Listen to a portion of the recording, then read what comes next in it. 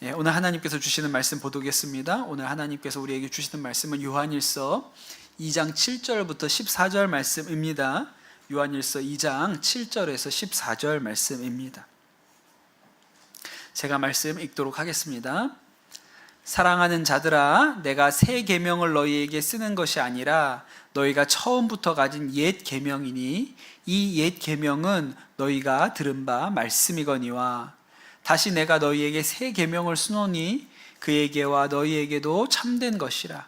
이는 어둠이 지나가고 참 빛이 벌써 비침이니라. 빛 가운데 있다 하면서 그 형제를 미워하는 자는 지금까지 어둠에 있는 자요, 그의 형제를 사랑하는 자는 빛 가운데 거하여 자기 속에 거리낌이 없으나 그의 형제를 미워하는 자는 어둠에 있고 또 어둠에 행하며 갈 곳을 알지 못하나니 이는 그 어두움이 그의 눈을 멀게 하였음이라. 자녀들아, 내가 너희에게 쓰는 것은 너희 죄가 그의 이름으로 말미암아 사함을 받았으며, 아비들아, 내가 너희에게 쓰는 것은 너희가 태초부터 계신 이를 알았으며, 청년들아, 내가 너희에게 쓰는 것은 너희가 악한 자를 이기었음이라.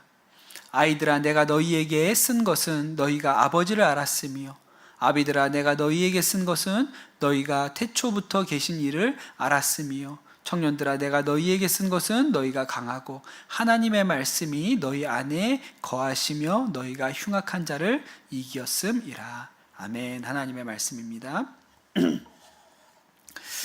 네, 오늘 저녁에 오신 우리 성도님들, 너무 잘 오셨습니다. 은혜 가운데로 하나님께서 우리를 초청하신다고 싶습니다. 오늘 오신 분들을 제가 이렇게 얼굴을 보아하니까 여러분도 그 젊은 시절에 연애를 했던 그런 때가 있으셨죠? 지금도 연애가 가능한 분들이 몇 분 있는 것 같습니다. 극소수에 있고 대부분은 이제 그게 언제적 일이냐 이런 분들이 많을 텐데요. 너무 오래되어 가물가물하시겠지만 우리에게도 그런 시절이 있었습니다. 요새 젊은 사람들이 이런 연애 감정, 이렇게 그런 설렘이 있지 않습니까? 이렇게 누가 이렇게 나를 좋아하는 거 같고 내가 누구 좋아하는 사람이 있고 이런 설렘이 있잖아요. 잘 기억이 안 나시죠? 너무 오래전 일이라. 그런 거를 요새 젊은 사람들이 뭐 한다 그래요? 썸 탄다고 하죠. 썸을 탄다고 이렇게 하지 않습니까? 아직 정식으로 고백해서 좋아한다고 고백하기 전에, 그래서 교제를 시작하기 전의 단계를 이렇게 썸 탄다고 하지 않습니까? 그렇죠? 그 자매들 입장에서는 이렇게 썸을 탈 때 저 남자가 진짜 나를 좋아하는 건가? 내가 좋아서 저렇게 하는 건가? 이게 맞나? 아니면 그냥 어장관리하는 건가? 그냥 원 오브 댐, 많은 사람들 중에 그냥 하나일 뿐인가? 이런 고민들이 있잖아요. 그렇죠. 제가 오늘 그렇게, 물론 여기 계신 분들은 다 해당이 없는 얘기인 것 같기는 한데, 썸 탈 때 어떻게 하면 진정성이 있는 건지 확인할 방법을 몇 가지를 알려드리겠습니다. 3가지를 확인해 보면 알 수가 있대요. 첫 번째는 뭐냐면 연락이라는 거예요. 카톡을 보냈는데 안 본다, 봤는데 단문이 안 온다, 단문이 2시간이나 3시간 뒤에 온다? 그러면 그건 좋아하는 게 아니랍니다. 그건 그냥 좋아하는 게 아니래요. 되게 명확하죠. 이거는 관심이 없거나 아니면 재고 있는 것이다. 이게 내가 바로 보내면 내가 좋아하는 것처럼 생각하겠지? 그래가지고 늦게 보내는 거죠. 근데 정말 좋아하는 사람에게는 절대로 그렇게 하지 않죠. 띵동 하기가 무섭게 보내게 돼 있어요. 두 번째는 만남입니다. 만남. 좋아하는 사람은 먼저 만나자고 한다는 거예요. 만나자고 먼저 하는 거죠. 만나자고 안 하면 좋아하는 게 아니라고 그렇게 얘기를 합니다. 혹은 여자 쪽에서 만나자고 했는데 나는 선약이 있다, 모임이 있다, 시험 기간이라 바쁘다, 피곤하다, 이러면 그냥 아닌 거죠. 진짜 좋아하면 어떻게 하게 돼 있어요? 만나자 그럼 뛰어나가게 돼 있어요. 여자는 서울에 살고 남자는 부산에 사는데 갑자기 연락해서 집 앞이야. 이게 좋아하는 거라는 거예요. 이거 그냥 너무 확실한 거죠. 애매한 게 아니에요. 3번째는 돈이랍니다. 돈 쓰는데 아까워하는 모습이 역력하면 그건 좋아하는 게 아니라는 거예요. 반씩 내자, 밥은 내가 살 테니 영화는 네가 내라. 아니면 만났는데 매일 김밥 천국을 간다, 매일 순대국밥만 먹으러 간다. 그러면 여자 입장에서 생각해 봐라. 이거 아니다, 이거 아니다, 이렇게 생각을 해야 된다는 거예요. 물론 나중에 관계가 오래 지속되어서 김밥 천국 매니아든지 국밥 충이든지 뭐 이래가지고 계속 이렇게 먹을 수는 있죠. 근데 불 붙을 때는 그럴 수가 없다는 거예요. 비싼 명품 향수를 사가지고 와서 이렇게 전해주면서 오다가 주웠어, 그렇게 해야 이게 좋아하는 거라는 거죠. 그러니까 이게 사람의 마음이 이렇게 애매하고 모호한 게 아니라 세 가지를 보면 안다는 거예요. 연락이 바로 오나, 만남에 주저하지 않는가, 돈 잘 쓰나, 이거 보면 나한테 마음이 있구나, 이렇게 알 수 있다는 거죠. 근데 우리가 읽은 요한 1서에 보면 계속 반복되어서 나오는 것이 빛 가운데 있느냐라는 거예요. 우리가 빛 가운데 있느냐, 빛 가운데 있다는 말은 우리가 예수님과의 사귐 가운데 있느냐 이렇게 물어보는 거죠. 예수님과 내가 사귀는 사이이냐 이렇게 묻고 있는 거예요. 만약에 어둠 가운데 있다는 말은 예수님과 나 사이에 사귐이 없다는 것이죠. 그런데 여러분, 내가 빛 가운데 있는지 아닌지, 예수님과 사귐이 있는지 아닌지를 우리가 어떻게 알 수 있습니까? 제가 보니까 연락, 만남, 돈이 여기서 딱 맞아요. 연락은 뭐예요? 기도죠. 기도하는지 안 하는지 보면 알고. 만남은 뭐예요? 예배의 자리 나오나 안 나오나 보면 알고요. 돈은 뭐예요? 헌금 잘하나 안 하나 보면 알아요. 제가 볼 때 이거는 신앙에 적용해도 많습니다. 그런데 요한 1서에는 내가 진짜 예수님하고 사귐이 있는가, 빛 가운데 있는가, 요거를 점검해 볼 수 있는 아주 명확한 단서가 나옵니다. 뭐냐? 첫 번째는 지난주에 얘기한 건데, 우리 마음 가운데 거룩하게 살고 싶은 마음이 일어나는가?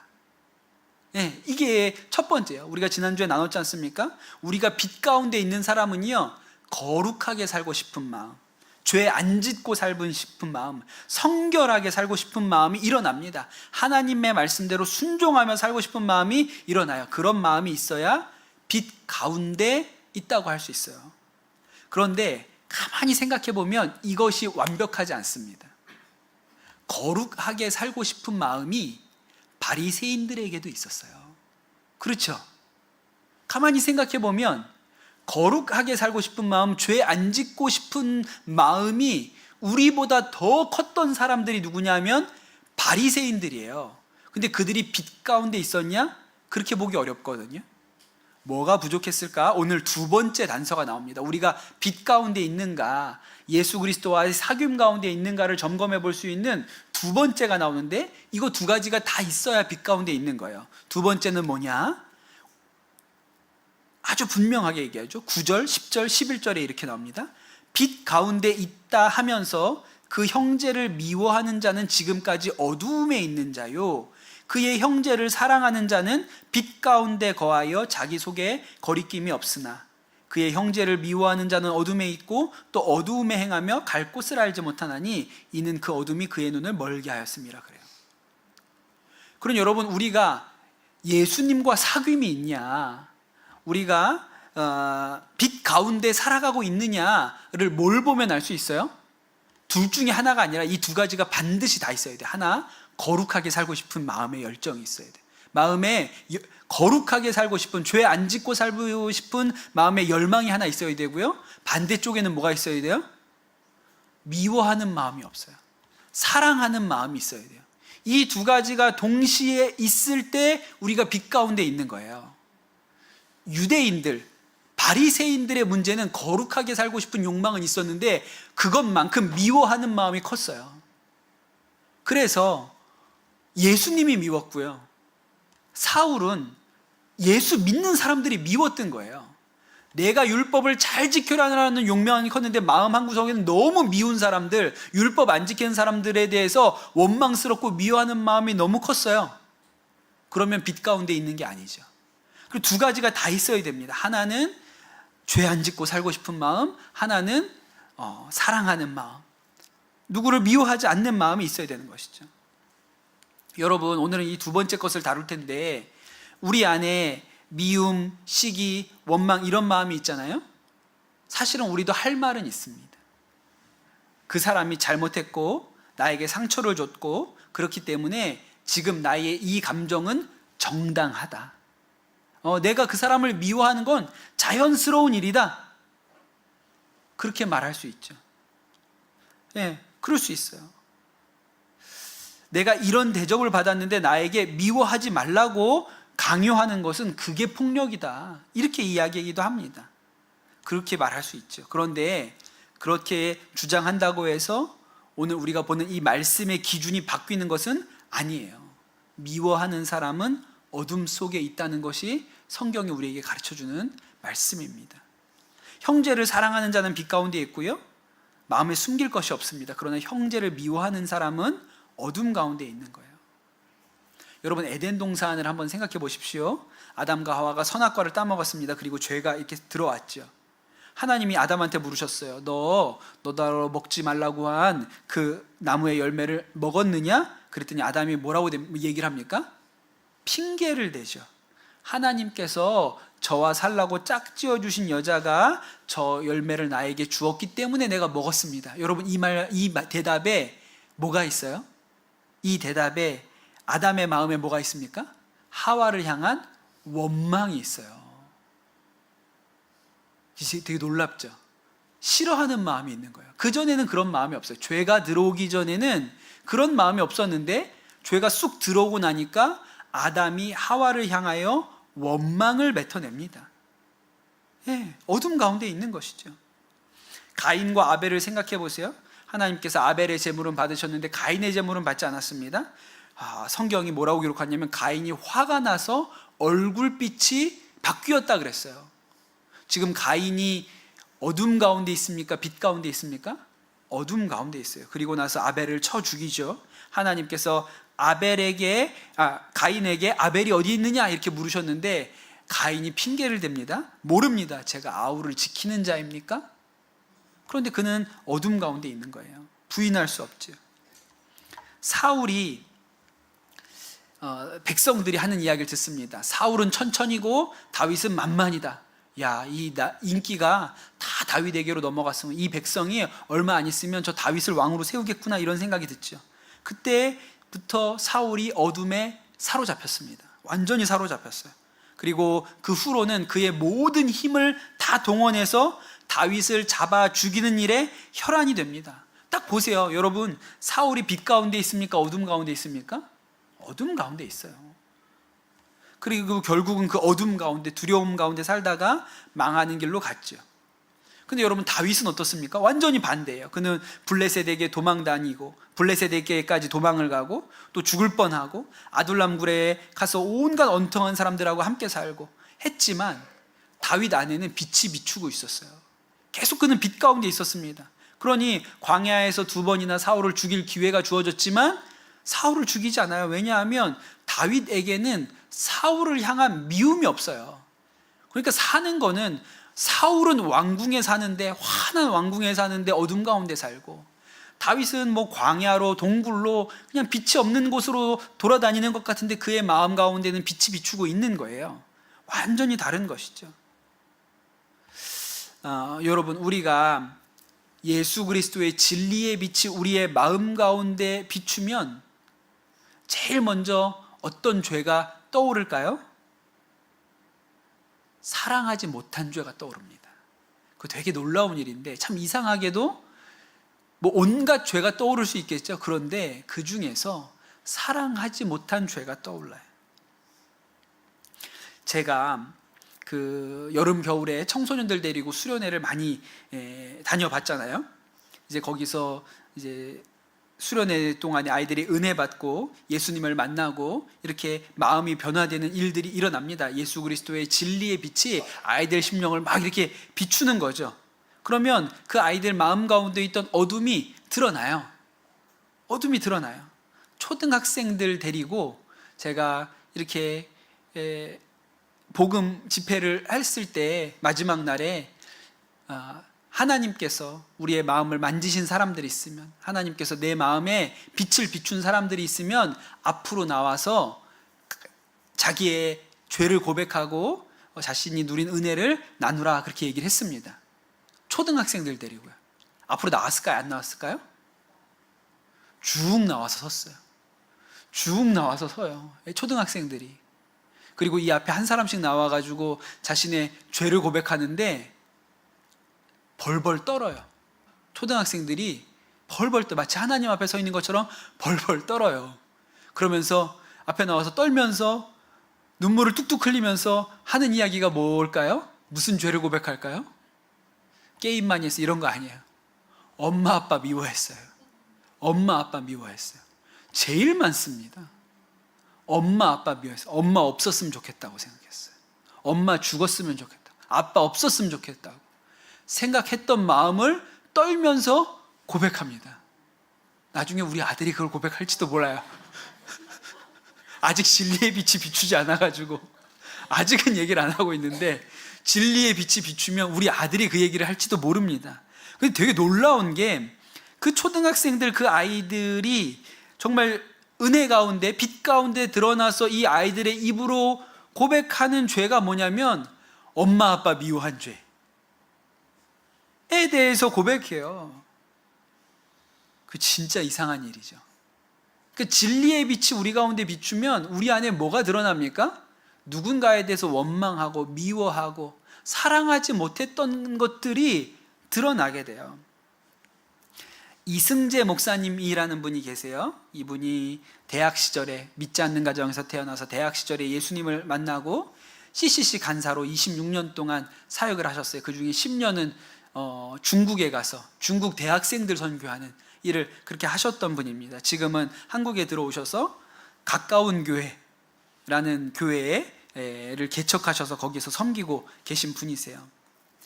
아주 당신이 살아오신 이야기를 간증으로 아주 재밌게 하시는데, 아주 가난한 집에서 그 어머니가 18살에 서울로 시집을 오셨습니다. 그래서 결혼식을 올리고 가정을 꾸렸는데, 그 남편 되는 분, 이 이승재 목사님 아버지 되는 분이 4대 독자이셨어요. 18살에 이 어머니가 시집을 왔는데 38살이 될 때까지 20년 동안 아이를 못 낳은 거예요. 그러니까 그 옛날에 시집을 와서 아들을 못 낳으니 얼마나 구박덩어리고 미운 털이 박히었겠습니까? 결국 이 남편이 어떻게 했냐면 2집 살림을 차리셨어요. 그냥 또 다른 처를 얻어가지고 살았습니다. 어머니가 자식도 못 낳지, 남편도 떠났지 이러니까 내가 절에 들어가야겠다 그래서 어머니가 머리를 깎고 절에 들어가서 3년 동안 기도를 하셨어요. 그리고 3년 만에 절에서 내려왔더니 그 아내가 절에 들어갔다 3년 만에 내려왔다는 얘기를 듣고 남편이 오신 거예요. 그래가지고 밤을 보냈는데 드디어 아기가 생겼어요. 20년 만에. 그래서 이 이승재 목사님 어릴 때 별명이 오독이었습니다. 오독이 뭐예요? 5대 독자. 오독. 또 하나의 별명은 부처님 아들. 엄마가 부처님한테 3년 기도해서 낳은 아들, 20년 만에 낳은 아들이니까 부처님 아들이었어요. 완전히 골수 불교 집안에서 그렇게 자랐거든요. 근데 이 아버지는 형편없는 분이었어요. 알코올 중독에다가 도박 중독이어서 어머니가 그냥 평생 일 안 하시고 그냥 아내가 생활비 벌어다 주면 그거 가지고 다 도박하고 술 드시고 그러니까 집은 늘 가난하고 그랬습니다. 그래서 어려서부터 저 아버지 언제 죽나 이 생각하고 살았다 그랬어요. 또 한 가지는 그 아들은 독자인데 그 위에 누나가 있었던 거예요. 아들을 못 낳고 누나를 낳는데 그 누나가 소아마비에 뇌성마비를 가진, 정신박약을 가진 누나였어요. 완전히 사람 구실을 못하는 그런 누나가 있었습니다. 그러니까 전혀 대소변을 가릴 수가 없어서 늘 식구들이 이 딸의 또 누나의 대소변을 받아내야 되는 그런 일을 해야 되는 누나랑 같이 살았어요. 그러니 이게 인생이 너무 지긋지긋한 거예요. 그 집에서 살아가는 인생이 가난하긴 너무 가난하고 장애를 가진 누나가 있고 아버지는 술주정뱅이에 집에 들어오면 맨날 엄마 두들겨 패고 이런 집에서 살았으니까. 그런데 참 놀랍게도 아주 좋은 기회가 되어서 서울로 대학을 진학을 했습니다. 명지대에 입학을 해가지고 그냥 전혀 예수님 알지 못하다가 우연히 CCC에 들어가게 됩니다. 내 발로 나를 잡수시오. 그러고 CCC에 누굴 만나러 갔더니 교회 다니냐고 안 다닌다고 그랬더니 여기 앉으라 그래가지고 막 전도를 하더라는 거예요. 그런데 너무 수수한 옷차림에 예쁜 여학생들이 이렇게 자기를 앉아놓고 둘러싸서 복음을 전하니까 너무 행복해가지고 그냥 그 자리에서 영접을 했대요. 너무 기분이 좋아가지고 전기과는 여학생이 없었답니다. 근데 거기 그 학교에 어디서 이렇게 예쁜 여학생들을 다 여기만 모아놨나. 그래서 너무 이분들이 열심히 뭘 설명을 하고 가르쳐 주길래 예수님 영접하겠냐고. 그래서 거기서 따라서 영접 기도를 했다는 거예요. 그러고 안 나가면 되니까. 그때까지 CCC가 얼마나 그 지독한 조직인지를 한번 물리면 결코 놓지 않는다는 걸 몰랐던 거죠. 계속 전화가 오는 거예요. 나오라 계속 전화가 오고 만나자고 하고 그랬습니다. 여름방학, 대학교 1학년 들어가서 이제 첫 여름방학이 되었는데 수련회를 간다는 거예요. 마음 가운데 이 예쁜 여학생들과 몇 박 며칠을 거기서 같이 머물면서 뭘 하나보다 나는 그거 하나만 있어도 만족한다. 그래가지고 그냥 가면은 막 신나게 막 노는 줄 알고, 그래서 그 수련회를 갔답니다. 근데 가보니까 이게 뭔 일이에요? 아침부터 저녁까지 찬송하고 설교 듣고 예배만 드리는 거예요. 미치겠더래요. 진짜 미치겠더래요. 기독교인들은 진짜 이상한 사람이라 그랬어요. 왜냐하면 좌우 대칭 강박증이 있대요. 기독교인들은 율동이라는 걸 시키는데 왼쪽으로 한번 오른쪽으로 한번 꼭 왔다 갔다 한다는 거예요. 미치겠다는 거예요. 자기는 진짜 태어나서 다 큰 남자한테 막 이런 거를 막 돌아다니면서 하라 그러는데, 정말 이거는 정신병자들이 하는 일이지 도저히 할 수 없는 일을 시키더라는 거예요. 그래서 이제 난 여기 못 앉아 있겠다 그래가지고 혼자 밖으로 나돌면서 그냥 혼자 놀 사람도 없어가지고 거기 개천 같은 데 있는데 가가지고 송사리 잡고 담배 피고 그러면서 그냥 시간을 때우고 있었어요. 이제 마지막 날이 되었는데 하도 갈 데도 없고 심심하고 만날 사람도 없으니까 너무 지루하고 힘들어서 그냥 오늘 마지막 날인데 오늘이나 그냥 예배 자리에 가서 앉아 있자, 그렇게 생각이 들어서 그날 예배 자리에 가서 앉았습니다. 그 전까지는 전혀 말씀을 들어도 무슨 마음에 남는 것도 없고 귀에 들어오는 것도 없었는데 그날 밤에 설교가 귀에 들어왔다는 거예요. 아직도 기억난다 그랬어요. 강사 목사님이 모든 사람은 죄인입니다. 모든 사람은 죄인입니다. 아무리 미스 코리아라도 예쁜 죄인일 뿐이고 박사와 학위를 가진 사람이라도 똑똑한 죄인일 뿐입니다. 우리의 양심이 우리가 죄인인 것을 알려줍니다. 죄의 삭은 사망이고 모든 사람이 죄를 지어서 지옥에 갈 수밖에 없습니다. 그렇게 외치시는데 처음에는 나는 아니지, 내가 뭘 그렇게 잘못했어, 나는 죄인이 아니지 라고 나랑 상관없는 얘기라고 생각했는데 이 설교를 듣다 보니까 죄가 떠올랐다는 거예요. 어느 날, 그날도 아버지가 뭐가 마음에 안 들어서 어머니를 막 두들겨 패고 있었습니다. 집에 들어갔더니 어머니 얼굴이 피투성이가 됐어요. 내가 도저히 이렇게는 살 수가 없다, 고등학생 때. 그래서 주방에 가서 식칼을 들고 와서 아버지 찔러 죽인다고 아버지한테 달려들었는데 어머니가 울면서 말리면서 나는 그냥 네가 보통 사람으로만 살았으면 좋겠다, 대단한 사람 되는 거 기대하지도 않는데 보통 사람으로만 살았으면 좋겠다. 근데 네가 이렇게 나오면 그럴 수가 없지 않느냐. 그 엄마가 뜯어 말려가지고 칼을 장롱에다 찔러놓고 그리고 그냥 밖에 나가서 빙글빙글 돌다가 집에 다시 들어온 거예요. 근데 들어왔는데 보니까 그 장애인 누나가 그냥 정신이 없으니까 본인 숙제해 놓은 공책을 다 찢어가지고 먹고 있더래요. 너무너무 화가 나가지고 도대체 이놈의 집구석은 누나라고 하나 있는 게 병신이래가지고 동생 숙제한 걸 저렇게 하고 있어? 그래가지고 너무너무 화가 나가지고 누나를 마구 때렸다는 거예요. 정말 막 죽기 살기로 때렸다는 거예요. 나중에 좀 화가 가라앉고 보니까 그 누나 온몸이 멍투성이가 돼 있어요. 야, 이거 엄마 보시면 큰일 나겠다. 그래가지고 한 달 동안을 누나 목욕을 본인이 시켰대. 못 보게 하려고요. 어머니 들어오기 전에 다 씻겨놨어. 안 씻겨도 돼. 옷 입혀놓고. 그렇게 한 달 정도 지나가니까 멍이 다 이제 없어지고 아무도 모르는 거예요. 왜? 누나는 말할 줄 모르니까. 거의 죽을 만큼 두들겨 팼는데 누나는 말할 줄 모르니까 아무도 모르는 거예요. 그리고 3년 있다가 누나가 26년 동안 살다가 돌아가셨어요. 근데 그날 예배 드리는데 그 생각이 나더라는 거예요. 그냥 다 지워놓고 살았는데, 잊고 살았는데, 그냥 다 묻어두고 나만 알지 세상에 아무도 모르고 누나는 이미 죽어서 세상 사람도 아니고, 근데 그날 예배 드릴 때 그 생각이 났다는 거예요. 이제 누나가 세상을 떠났기 때문에 용서를 구할 방법도 없어요.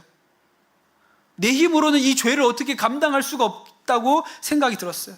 그런데 그때 목사님이 뭐라고 설교했냐면, 예수 그리스도께서 우리 죄를 위하여 죽으셨다. 그래서 예수 그리스도께 우리의 모든 죄가 넘어갔기 때문에 우리가 이것을 믿기만 하면 용서받는다. 안 믿을 도리가 없다는 거예요. 내가 한 짓을 생각하면 안 믿을 도리가 없다. 그래서 그 자리에서 일어나가지고 예수님을 마음에 영접했다고 그랬습니다. 그리고 나서 무슨 생각이 들었냐면, 나는 이 세상에서 제일 나쁜 인간이 우리 아버지라고 생각했어. 어머니 두두두겨 패던 우리 아버지가 제일 세상에서 나쁜 인간이고 없어져야 하는 인간이라고 생각했는데, 나도 똑같지 않느냐? 나는 말도 못하고 움직이지도 못하는 그 누나를, 아무것도 모르는 누나를 내 혈기 때문에 인정사정 없이 두들겨 팬 사람이 내가 아니냐? 내가 똑같은 죄인이구나. 아버지한테 한마디도 할 수 없는 똑같은 죄인이구나. 내가 용서받았다면 나도 아버지를 용서하는 게 맞겠구나. 그래서 아버지를 용서하게 되었다 그랬어요. 그 아버지가 5살 때 부모님이 돌아가셨고, 일제 강제징용을 갔다 왔고, 먹고 살 길이 없어서 월남절에 나가서 전쟁 트라우마를 가지고 사신 분이었어요. 그 아버지를 불쌍하게 여겨졌다는 거예요. 그때 아버지가 불쌍하게 여겨졌다고, 그 아버지를 용서해야겠다는 그 새 마음이 생겼다 그랬습니다. 여러분, 이게 빛 가운데 드러나는 거예요. 빛 가운데. 그러니까 성령의 빛이 우리 가운데 비추면, 예수 그리스도 진리의 빛이 우리 가운데 비치면 어떤 죄가 드러난다고 생각하세요? 사랑하지 못한 죄가. 사랑하지 못한 죄가 드러납니다. 오늘 말씀 12절에 보면, 자녀들아 내가 너희에게 쓰는 것은 너희 죄가 그의 이름으로 말미암아 사함을 받았으며 그랬어요. 우리가 왜 미움을 버려야 됩니까? 왜 용서를 해야 됩니까? 나도 용서받았으니까.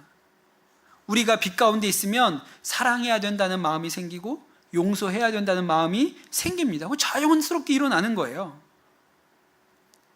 그것을 보면 우리 마음 가운데 내가 사랑해야지, 용서해야지 하는 마음이 일어나는 것을 보면 우리가 빛 가운데 있는지, 하나님과의 사귐 가운데 있는지를 알 수 있는 거예요. 애매하지 않습니다. 근데 내 마음에 여전히 미워하고 원망되고 싫은 사람이 있어요? 그럼 나는 어둠 가운데 있는 거예요. 바리새인하고 비슷한 거죠. 제가 지난주에도 중학교 2학년 때 예수님 만난 이야기를 드렸잖아요. 그때 제가 지난주에 무슨 말씀을 드렸냐면, 욕을 많이 했다고. 중2 때 욕을 많이 했는데, 그 여름 수련회 때 예수님 만나고 나니까 거룩한 마음이 일어난 거죠. 그래서 욕하지 말아야지, 한 입에서 단물과 쓴물이 날 수가 없고 찬양과 욕이 나올 수 없지, 욕을 끊어야지, 그만해야지, 그렇게 거룩하게 살고 싶은 마음에 생각이 일어났어요. 그땐 그게 거듭남인 줄도 몰랐고, 그게 빛 가운데 있는 건지도 몰랐고, 그 마음이 성령이 주시는 생각인 줄도 몰랐어요. 나중에 제가 목회하면서 안 거예요. 아, 그때 모든 일이 다 일어났구나. 근데 그 변화만 있었던 게 아니야. 또 다른 변화도 있었습니다. 어떤 변화가 있었을까요? 제가 미워하는 친구가 있었어요. 초등학교 때 같은 반이었고 또 같은 교회 다녔어요. 그런데 그 친구 하나가 그렇게 싫어요. 이 아이가 왜 싫으냐고요? 특별히 잘못한 거 없습니다. 저한테 나쁘게 한 거 없어요. 그냥 싫어요. 여러분, 우리가 그런 존재예요. 저는 연진이가 이해가 되거든요. 연진이가 문동은을 미워하는 데는 이유가 없어요. 동은이가 뭘 잘못해서 미운 게 아니에요. 사람은요, 그냥 싫습니다. 싫은 사람이 그냥 싫어요. 걔가 그랬어요. 그냥 싫었어요. 교회 나오는 것도 싫고 얼굴 보는 것도 싫었습니다. 그런데 제가 그 중학교 2학년 여름 수련회 때 예수님의 진리의 빛이 제 마음 가운데 비춘 거예요. 그리고 어떻게 됐을까요? 그 아이한테 가서 무릎 꿇고 용서해줘, 내가 널 미워해서 이런 일은 일어나지 않았습니다. 여전히 싫어요. 그 여름 수련회가 지나갔는데도 여전히 걔는 보기가 싫고 미워요. 그런데 한 가지 변화가 일어났습니다.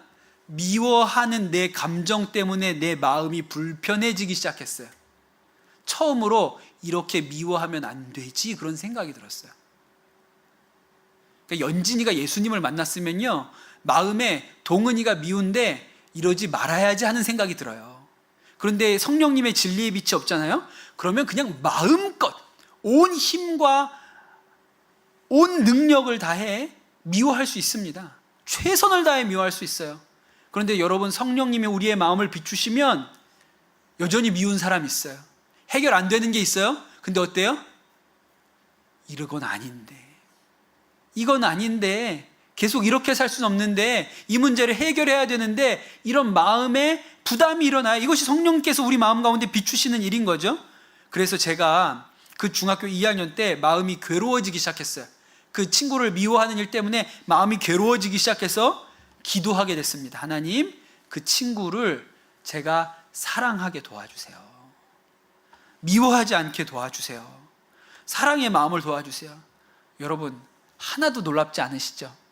중학교 2학년이 미워하는 친구를 사랑하게 해달라고 기도하잖아요. 중학교 2학년 남학생이 나사로가 살아난 거랑 거의 비슷한 거예요. 그런 일이 일어날 수가 없는 거예요. 그런데 제가 그때 그 친구를 사랑하게 해달라고 기도했고, 하나님이 어느새 미워하는 마음을 없애주셨어요. 놀라운 일이죠. 이것이 빛 가운데 하나님께서 그리스도인들에게, 우리 빛 가운데 우리에게 비추시는 일이에요. 제가 한 번은 인도 선교사님들 코로나 때 온라인으로 강의를 한 적이 있습니다. 그때 인도 선교사님들한테 1:1 양육에 대해서 강의를 한 일이 있는데, 그때 그 강의 내용 중에 그 양육자, 내가 양육을 누군가를 양육한다면 그 사람 마음 안에 성령께서 하시는 말씀을 읽어줄 줄 알아야 한다. 그 사람 마음 안에 이게 성령님이 주시는 생각이네요, 이런 거 읽어줄 줄 알아야 된다. 그렇게 이야기를 하면서 예를 하나 들었는데, 제가 인도에 몇 번 가봤잖아요. 그래서 뭐가 힘든지를 조금 알고 있어요. 그래서 선교사님들한테 그 얘기를 하나 했죠. 인도에서 진짜 힘든 것 중에 하나가 택시 타는 겁니다. 거기는 이제 오토릭샤라고 하죠. 3륜차. 그게 이제 택시 역할을 하는데, 그 릭샤 모든 사람들을 릭샤왈라라고 하거든요. 그런데 아무도 진실을 얘기하지 않습니다. 500원 내면 갈 거리를 5,000원이라고 하고, 그러니까 뭐 10배 부르는 거는 뭐 예사예요. 외국인이니까 그냥 거짓말 해도 된다고 생각을 하는 거예요. 그리고 또 이런 겁니다. 그 얼마냐고, 그래서 타기 전에 흥정을 해야 되는데, 타기 전에 내가 어디 가려고 하는데 거기까지 얼마입니까? 그러면 보통 15 이렇게 얘기해요. 15, 15루피라고 15 루피스 이렇게 얘기합니다. 그리고 도착하면 뭐라 그래요? 50라고 해야죠. 내가 언제 15라 그랬어? 내가 50이라 그랬지.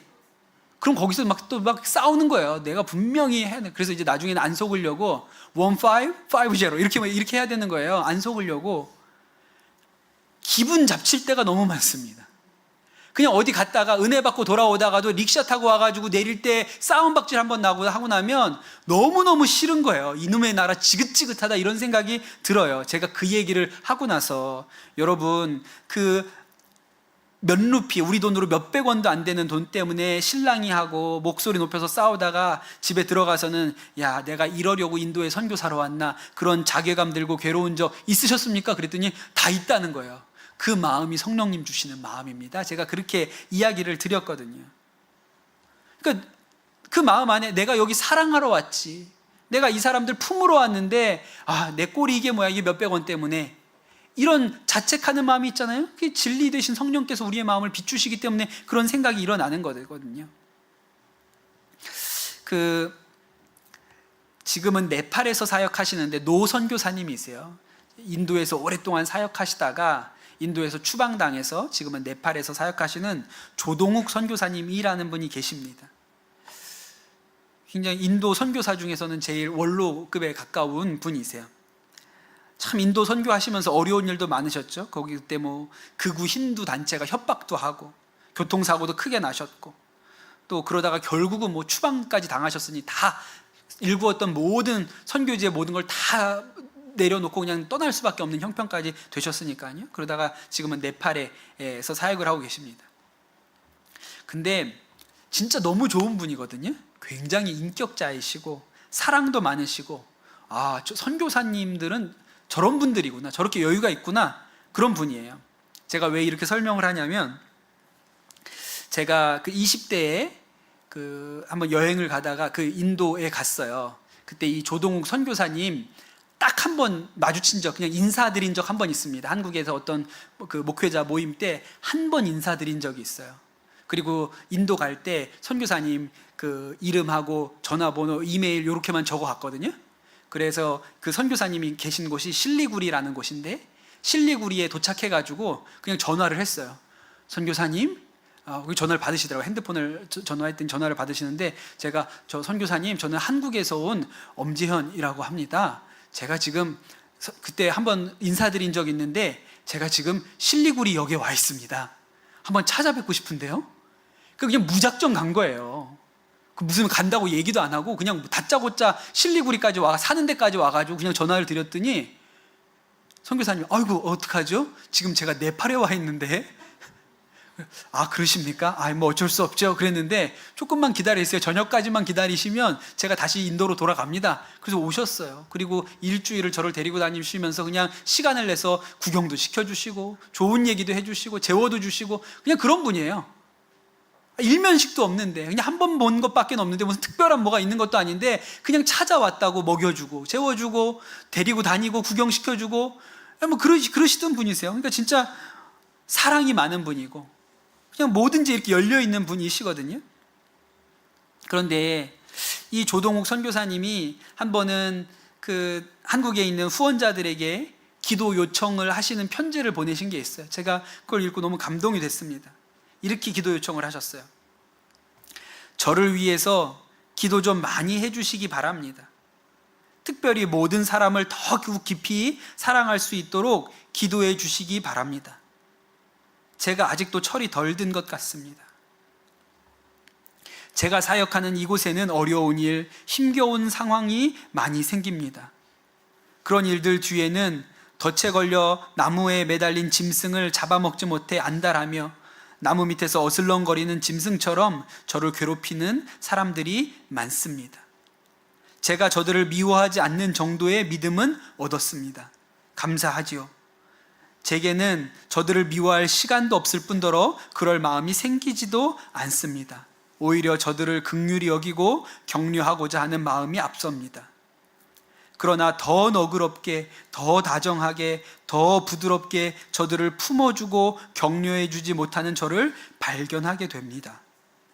저를 더욱 안타깝게 하는 것은 저들의 나를 향한 이유 없이 미워하는 마음에 감동을 안겨 저들이 미움의 줄이 스스로 풀어놓을 정도의 큰 사랑의 위력이 나에게 없다는 사실입니다.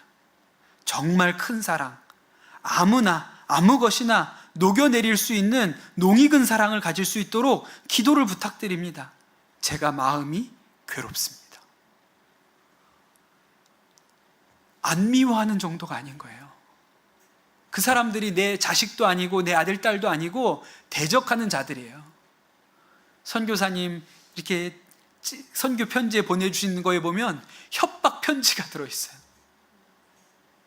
너 계속 여기서 이거 하다가 우리가 가만두지 않는다? 협박 편지.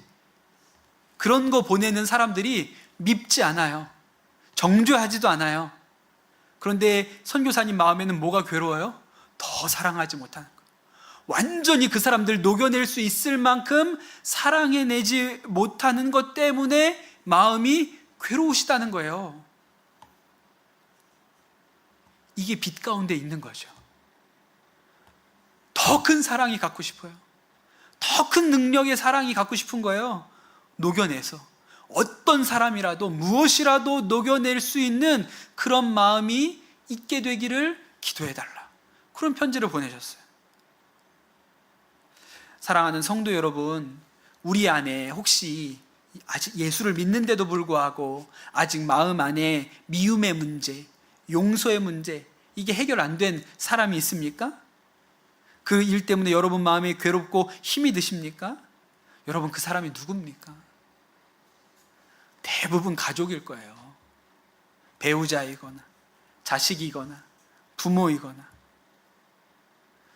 저는 부모는 자식 사랑이 저절로 되는 줄 알았거든요. 그런 게 아니더라고요. 자식 사랑도 어렵습니다. 그 옛날에 우리 부르던 노래 있죠. 어버이날에 부르던 노래 뭡니까? 나실제 괴롭, 또 어머니의 은혜가 하늘보다 높고 뭐 이렇게 하지 않습니까?